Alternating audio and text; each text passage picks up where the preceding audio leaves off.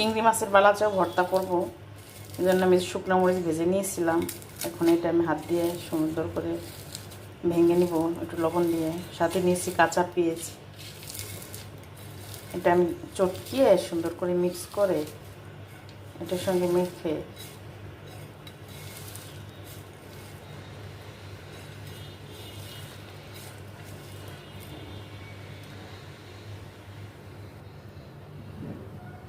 তারপরে আমি দিয়ে দিব পরিমাণ মতো সরিষার তেল।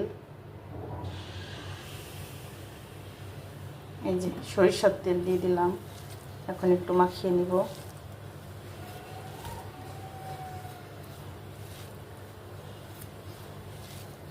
এভাবেও কিন্তু এটা খাইতেও মজা লাগে, এই ভর্তাটাও।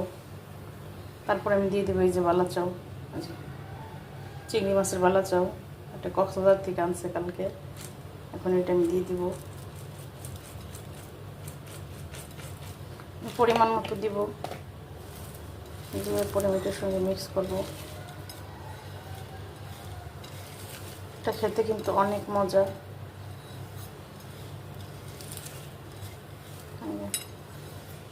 চিংড়ির বালাচাও ভর্তা আমার রেডি। গরম গরম ভাতের সঙ্গে খেতে এটা কিন্তু অনেক মজা। এই যে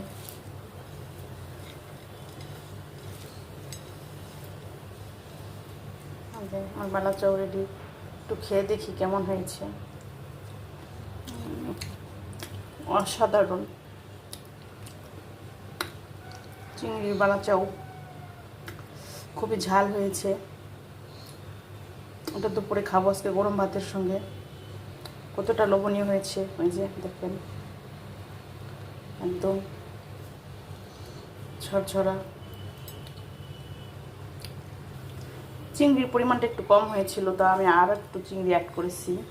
দেখলাম যে আর একটু চিংড়ি দিলে ভালো হবে, পরিমাণে বেশি হবে ভর্তাটা, যেহেতু খাবো আমরা সবাই দুপুরে একটা গরম ভাত দিয়ে। ভর্তাটা কিন্তু অনেক সুস্বাদু হয়েছিল। এই যে আমার চিংড়ির বালাচাও ভর্তা। ভালো থাকবেন, আল্লাহ হাফেজ।